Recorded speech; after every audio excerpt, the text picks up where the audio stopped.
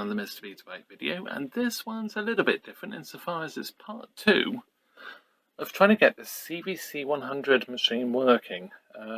Part 1 we did the belts, went through the mechanism, and we found that the one section of mechanism, which is this bit here that pulls the tape around this side of the drum, is actually jammed, and we managed to get it to sort of partially, well, we managed to get it to fully load, but it's really stiff, and yeah, you can't put a cassette in when it's like that. So in this one we're going to, well, the primary objective is to actually try and free this off. I think we're going to be dropping this whole assembly down out of the machine. I say down because we'll do it from the back, from the bottom. Turn it over. 3 screws, and this should drop down. Now the main issue is going to be really with the cabling. It's just making sure the cabling is free. Means chopping all these cable ties. Have to love cable ties. And drop it down, and obviously all the cabling on the top as well, because it looks like all of the ACE assembly is mounted together on the whole thing. So all of these have to come off as well, unplug it all, get all the cables free, and we should hopefully be able to drop that out. And I'm hoping it's going to be fairly simple, but we'll see. But in other news, we do actually have, as far as I'm aware, this is the Hitachi version of the camera that came with the unit. So there's a Technicolor version. You can see that the decoration is slightly different. It's all black on this side. This is the Hitachi one, and it looks pretty similar, if not identical. You can see there the white telephoto focus, and 2 switches, and white balance there, and obviously I think this is great, sort of on an aerial type assembly, the microphone. So and the foam is actually still pretty good as well, which is quite surprising because usually the foam goes bad, especially after this time. Bought this for £17.95 including the postage, and it's not bad. There's a bit of a crack in the plastic there, but yeah, it's tidied up fairly well. Seems to be maybe a bit of plastic rattling about in there, but hey ho, that's fine. Packing wasn't terrible, and the only other thing is that the pins look a little bit dodgy as well, but that's cool. And this will be in another video, but I have actually taken apart the Grundig units. So VP100, and it's interesting, typical Grundig this. I mean, they were like this with the V2000. The early V2000 machines were actually not to the Philips standard. He sort of released V2000 machine before Philips actually had finalized the design, I suppose. But yeah, so the head disc is pretty much identical in style. It probably isn't. This is probably Grundig's take on that. You see it's a closed drum, but it is just the heads that rotate. But the loading is quite different. So you've got the erase head here, which gets pushed out, and then the audio control and erase head here. So this is a full erase, this is the audio erase. So it's sort of looking a bit more like VHS by the looks of it. But part of the problem I have with this is that I don't have a power supply. But looking at it, this has a 7-pin DIN. So that's 12 volts in, and it's got the AV out, And this also has a 7-pin DIN. I just wonder if they're compatible. So we'll see. We'll see on that. But I say we'll see. We'll see when I do the video on that one. So do like and subscribe. Well, do like and subscribe. So do subscribe so you don't miss out on this one, because that Grundig machine is going to be quite a fun one. At the time of recording this, there is actually a CVC Technicolor all-in-one unit with a TV built in on eBay at the moment, and you will probably have already seen that. I'm going to do an eBay video, just going through a few bits and pieces that are for sale, but that will be before this video comes out. So confusing. So yeah, check back on that and have a look, because it's quite an interesting unit, and again, it's something I didn't know ever existed. So that's what I love about sort of having all of this kit sort of being advertised on the internet now, that you do get to see an awful lot of stuff that you didn't even know existed, and I love it. I love it all. It's great. And this is great if I can get it to work, especially. So let's crack on, drop out this drum, take all these cable ties off in the meantime, and yeah, let's just see what happens. This may go terribly wrong. Okay, so the initial bit of wiring to remove isn't so bad. They're on metal wraparounds, so let's just free off those, and ideally I need to unplug everything as well. And what I'm hoping as well is to work out what's going on with these cables. You remember from part 1 that we had a cable that seemed to go nowhere there, but also this yellow one, which is just really weird that it's got a bare end. So partially stripped. So yeah, it's a fun one. So need to cut off these. I have actually taken photos actually of where all of these go, and I'm sort of intrigued to see where they do go. That is now free. It does wrap round, but that should be okay. I've judged where that goes. So that is going around here to this connector. So if I snip this, it should be.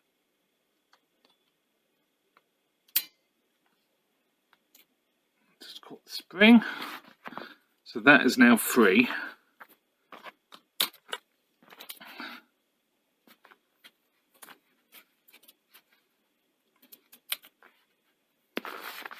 So that's that. Great. Okay. So now this one, and I do try and cut them,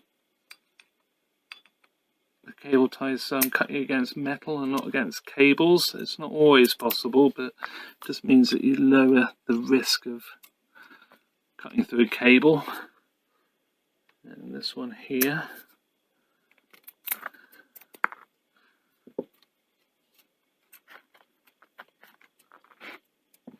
where does that go? So that is actually going to this connector here.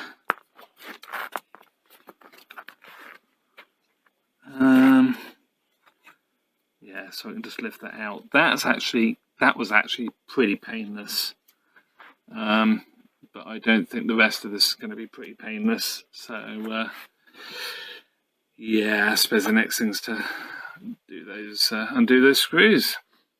Okay, so 3 screws.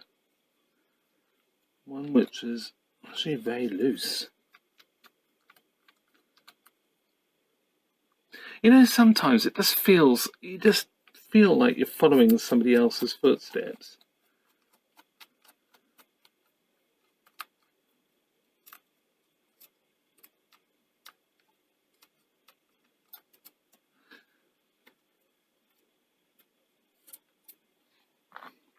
The other thing that occurs to me is maybe I ought to just have a look at the service manual, but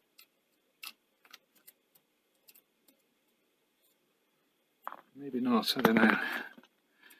So,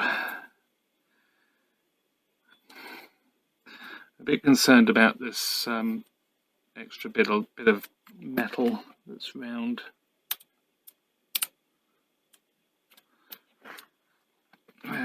the motor.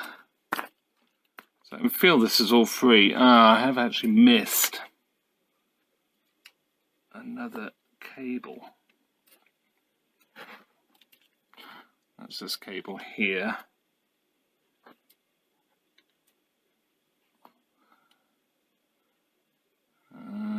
Do I need to? I might have to remove this bracket. Hopefully it's fairly easy.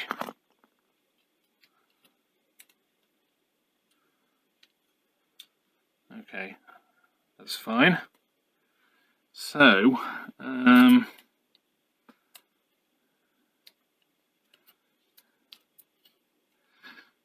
it does look as if the only thing that's holding that in now is just the... I can't remember where jack is. There's something I need to do, isn't there? That's causing this to... It's how it's...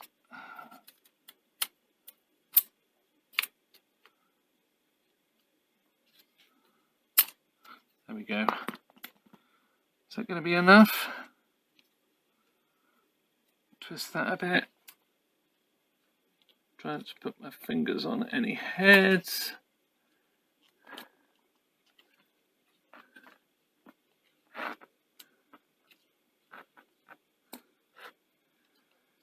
I might just get away with this.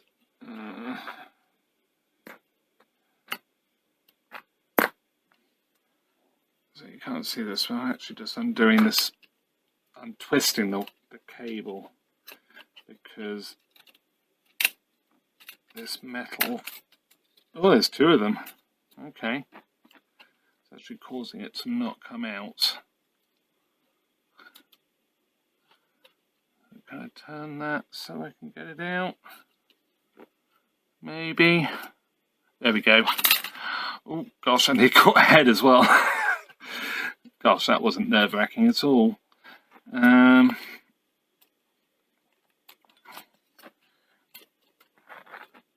pull those through. So there we go. There's the whole drum unit, and they're the additional screening bits.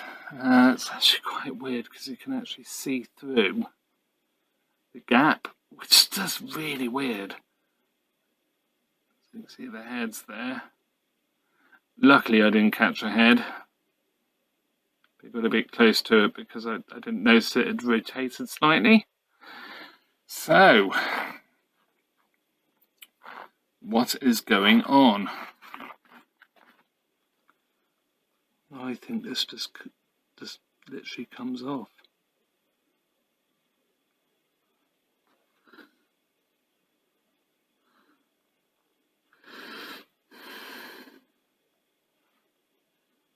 Because it's just so stiff.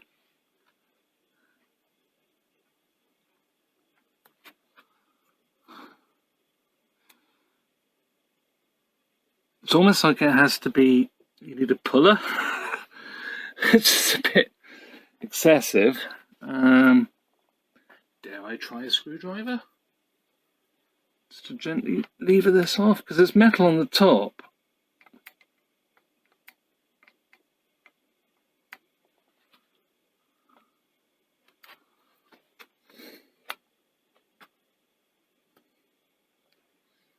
I think that will work. Let's take it steady.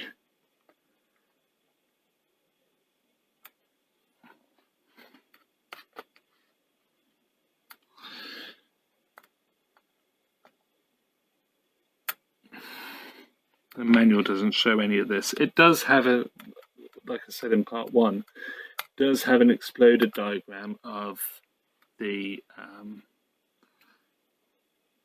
deck, but it doesn't really help with this. So I need to remember, because it's going to be a bit disconcerting putting this back together, that this geared section here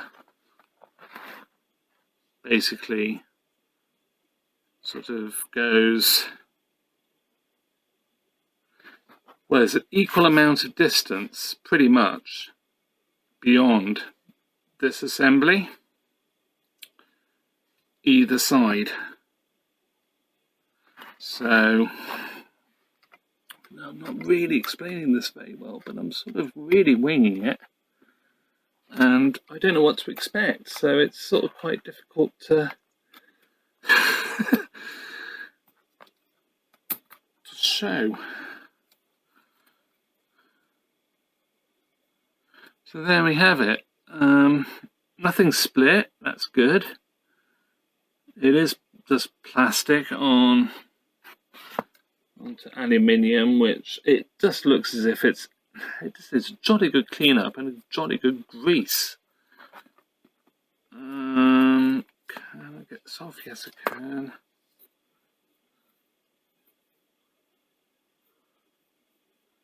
So that's actually really cool and not too painful.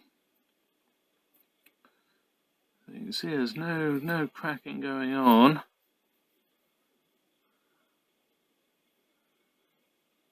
It's just amazing. It's just such an amazing piece of technology, and so well thought out for like 1980. It's just great. This spring here is still, I'm not convinced that really should be just floating about like that. But anyway, let's cross that bridge when we get to it. So I think what I'm going to do now is I'm going to clean all this up. I get the feeling that it's probably, with a jolly good cleanup, it's going to be fine. Maybe. Anyway, I'll do that off camera and come back and see if we can free it up. Okay, so I've cleaned everything up, but this is still incredibly tight. Trying to get this back on, it's just, I mean, the amount of force I'm having to put on this to fit it is just unbelievable, and it's just not going to move. So my thinking is, and we're sort of in the last chance saloon really with this, how this is made, you can see there's a rim there, and then it drops down to this outer portion. And my thinking is just to go around here with something abrasive and just take it down until it does actually fit. I do wonder if it's something, I don't know, shrinkage, or I don't know, it just doesn't make a lot of sense why that should become so tight, because there's no real reason for it to do so. But it's obviously something time related that's caused that. So I should do that, and yeah, report back, and I'll tell you how I did it as well. I'm going to try a few different methods to try and get this diameter just that little bit bigger so it moves properly. So yeah, good fun. So after a couple of hours of very carefully increasing the diameter of the plastic rim, this is now pretty good. I have lined it up roughly. It's about 6 teeth each side of here and here. So this assembly here, which is the base of where the audio ace head is, so 6 teeth, should line that hole up pretty accurately, give or take maybe a couple of mil, hopefully, we'll see. But yeah, it's a rather interesting technique how I did this, so we'll just cut to that now. So this is how, between us, we managed to get the loading ring just that little bit bigger. It took a bit of effort and quite some time, but we managed to get it just that little bit bigger. So yes, team effort, but we did it. And as you might guess, I did really struggle to record that. Just couldn't stop laughing. Anyway, yeah, so I'm going to get this put back in, and I have thoroughly cleaned up because there was little bits of plastic residue, so I've given it a thorough clean, and I've put a little bit of lithium-based lubricant to just help this sort of slide nicely, and it's pretty good. So yeah, I'll pop this in and see what it's like. Okay, so I've mounted it back in. I did end up taking off the carriage assembly complete. It is really fiddly to get it back in and located properly, which you can see it is. We've got the hole there, which is great. And with the carriage removed, it was very, very easy. It's just literally plonk it in place, make sure that lines up.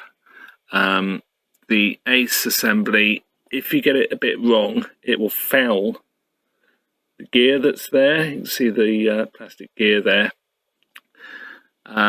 So yeah, it will line up properly, and I had to move it ever so slightly. I think it was more like sort of rather than 6 teeth each side, like 7.5. But you're pretty close if you count like the 6 teeth either side of the metal assembly for the ace heads. You're not going to be far out, so I have to push it sort of that direction a little bit just to line it up. But yeah, went together really well. So I'm going to put the top loading system back on.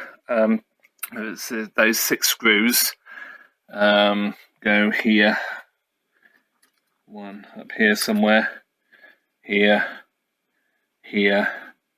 and 2 here. So yeah, I'll put those on, and I suppose we're getting somewhere near to actually being able to try this out. So I thought I'd show just putting this back on. So the pinch roller assembly, first of all, that's the first thing that has to be moved out of the way when you lower this down. And then you have a little bit of fun with lining up the tape in and the carriage down assemblies. I could really do with my lights. So I went a bit wrong. I'm glad I spotted it actually.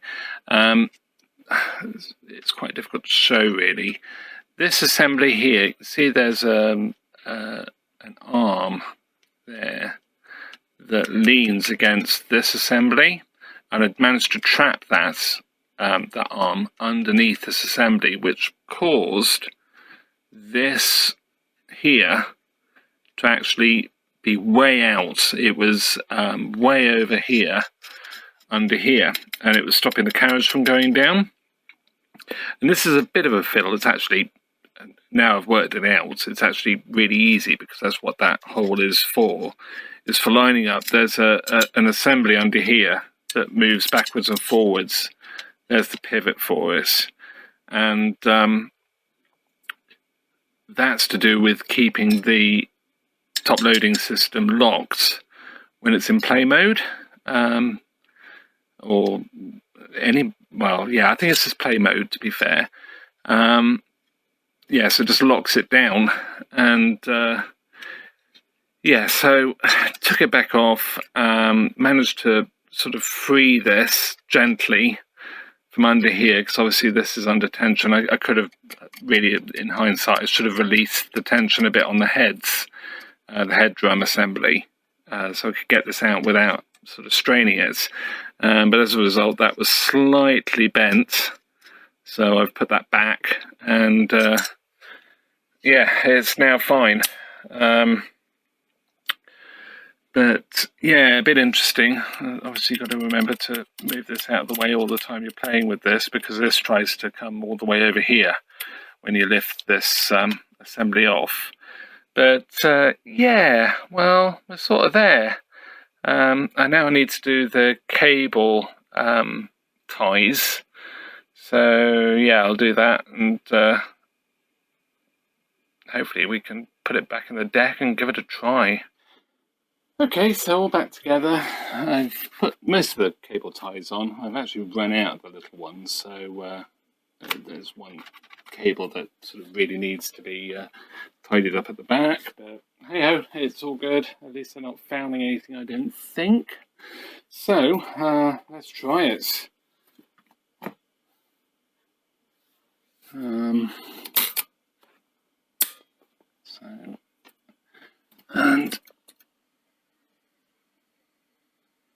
Oh, that's not a good start, is it?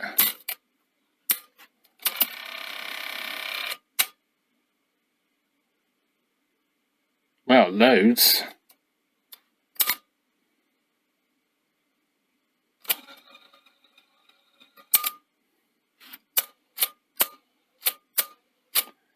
Right, so we've got some sort of logic problem. That could be because I've not put the deck properly in.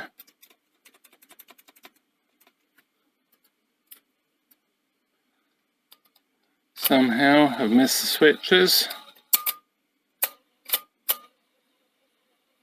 But it loads.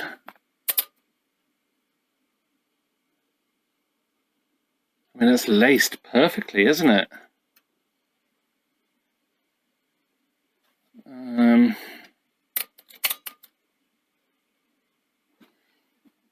And it's playing. So I can see that the controller is moving.